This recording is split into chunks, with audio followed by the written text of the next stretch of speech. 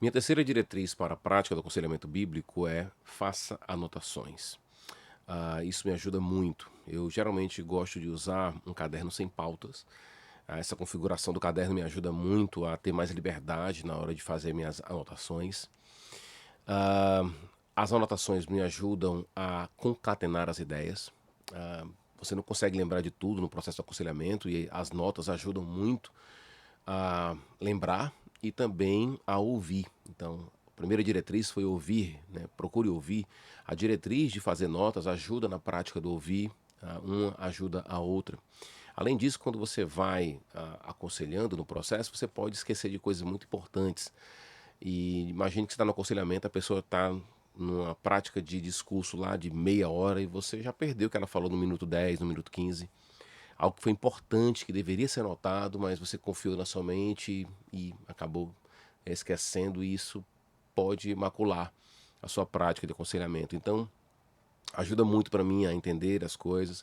Geralmente, ah, quando eu estou ouvindo alguém, eu percebo que ela repete algumas palavras. Em alguns casos, eu costumo anotar o número de vezes que ela falou aquela palavra, acompanhando em notas, aquilo me ajuda muito. Além disso, a prática de anotação, ela tem uma vantagem para a sequência de aconselhamento. Então você pode estar consultando essas notas em um outro momento. Então a gente vai esquecer tanto na hora de aconselhar como depois de aconselhar em um outro aconselhamento. E as notas estão lá para nos ajudar tanto a não esquecer como também a organizar melhor as ideias. Vamos lá. Minha quarta diretriz é não seja ingênuo. Essa diretriz ela está ancorada na doutrina do pecado. Então, seja um cristão ou não, quem vai estar diante de você sempre vai ser um pecador.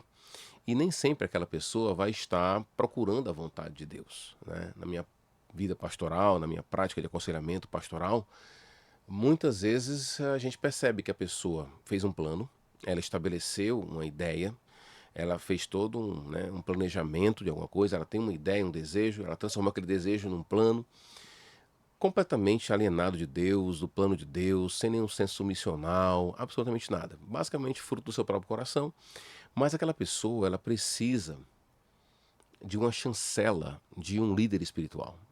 Para muitas pessoas é muito importante dizer assim, olha, eu estou com essa ideia aqui e o pastor disse que não tem nenhum problema com isso, né? Então, não seja ingênuo.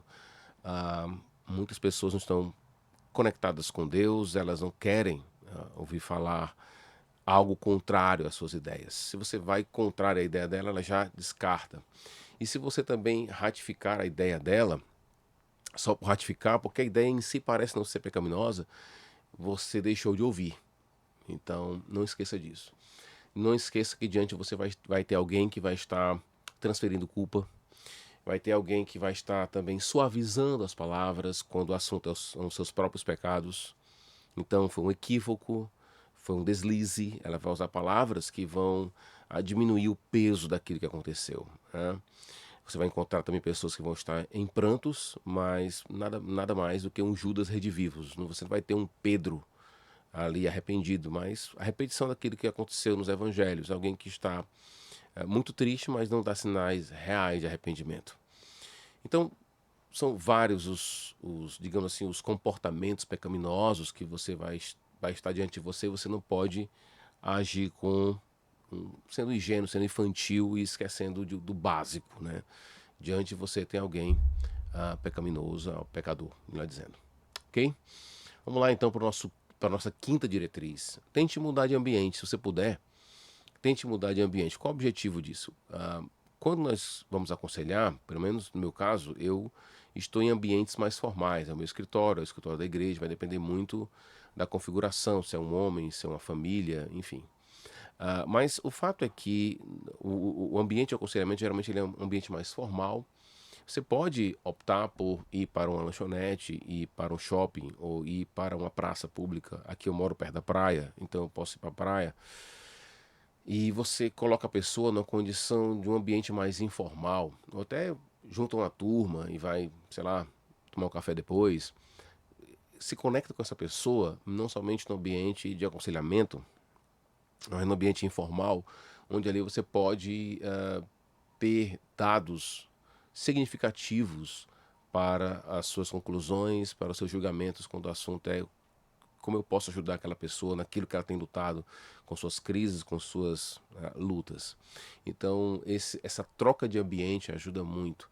E essa troca de ambiente também é importante que na troca de ambiente também haja uma troca de assunto. Você não vai falar sobre as mesmas coisas nesse ambiente. Você vai querer falar de coisas mais banais possíveis, né? Tipo um futebol, uma coisa mais que não, digamos assim, algo em que a pessoa senta muito mais à vontade ao falar, ok?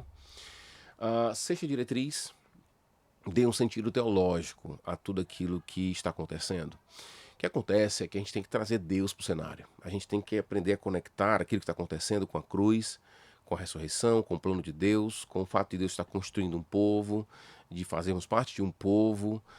Traz elementos escatológicos, traz elementos criacionais, traz elementos da aliança. Então, é importante que a pessoa, que você traga toda uma leitura teológica para aquilo que está acontecendo. Não quer dizer que você vai trazer um significado teológico para tudo que acontece, cada detalhe que acontece na vida daquela pessoa, mas é trazer uma lente teológica para aquilo que está acontecendo. Isso é importante por quê? Porque há um furo, às vezes, em nós que aconselhamos. Qual é o furo? A gente pode estar pressupondo o evangelho. É um membro da igreja, que está na igreja há 10 anos, só que aquela pessoa, no momento da sua crise, no momento que o eixo saiu da vida dela, ela se desorientou.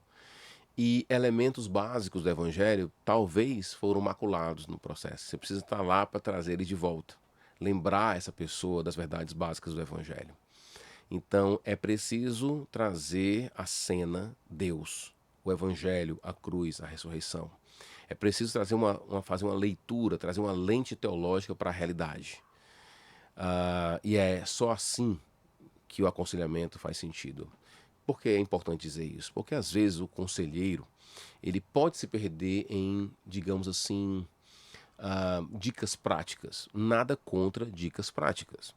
Mas você pode passar meia hora dando dicas práticas, né, orientações. Olha, acorde esse horário, faça isso, procure evitar esse tipo de alimentação, durma mais cedo. Você vai dar várias indicações, sinalizações e dicas práticas para aquela pessoa.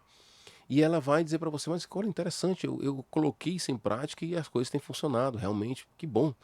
Só que em nenhum momento a pessoa foi apta ou foi despertada para fazer uma leitura teológica da realidade.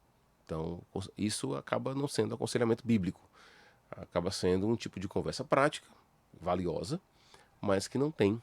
E não pode nem ser chamado de sabedoria, porque o princípio da sabedoria é o temor a Deus. Pode ser chamado de, sei lá, dicas práticas da vida, mas traga, sim, um sentido teológico para aquilo que está sendo colocado, para aquela realidade que está sendo colocada diante de você. Vamos lá, então, para a nossa sétima diretriz. Lembre-se dos seus limites.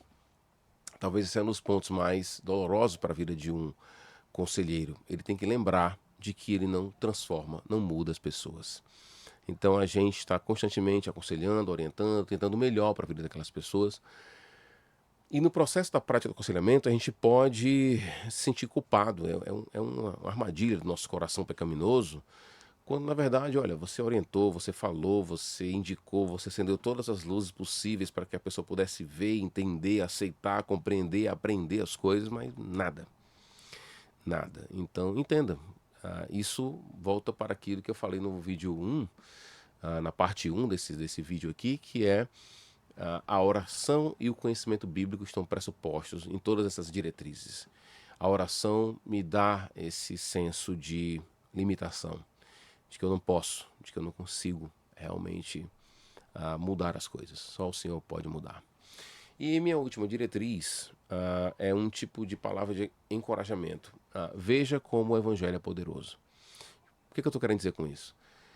Muitas vezes, quando nós estamos aconselhando, nós estamos expostos a muitas coisas ruins. Às vezes, você pode sentir-se como estando sempre apagando um incêndio que não tem fim. Você apaga um incêndio, um foco aqui, aparece outro ali, e você não vê nada florescendo, só fumaça aparecendo. Você não consegue ver, você não consegue ver resultado, você não consegue ver mudança na vida das pessoas. isso pode certamente gerar um desânimo e macular a sua fé. Por outro lado, vendo de uma perspectiva mais positiva, você pode ver que na ausência do evangelho, ou seja, quando você olha para a vida daquela pessoa que está sem norte, desorientada, a vida completamente desarmônica, aí você olha assim, está faltando Jesus aqui. Está faltando arrependimento, está faltando evangelho, está faltando oração. E não que o evangelho, a oração, esses elementos que eu acabei de citar, iriam evitar o problema, mas daria àquela pessoa uma leitura diferente daquela situação. Então, essas ausências, seja a ausência de resultado ou a ausência do evangelho na vida do aconselhado, deve reforçar a nossa crença no próprio evangelho. Faltou evangelho, porque se tivesse evangelho as coisas seriam diferentes. Então, essa percepção te ajuda a fortalecer a tua fé, a ratificar a tua fé no evangelho, porque aquela pessoa que está diante de você é um exemplar vivo, claro, do que acontece quando o evangelho não é levado em conta. Como a falta do evangelho, da centralidade da palavra, de Cristo, da cruz do Calvário, da ressurreição, como quando Cristo está fora do cenário, como tudo fica desorganizado, como os desejos ficam desorganizados, as relações ficam desorganizadas. Então é nessa ausência percebida pelo conselheiro, ele deveria levar isso para lembrar, poxa, o evangelho realmente é valioso, porque quando ele está ausente, só há desordem, só há separação, ruptura, desorganização, enfim. Que você possa então seguir essas diretrizes, eu posso ter ajudado, né, na sua prática de aconselhamento bíblico. E é isso, turma. Até a próxima.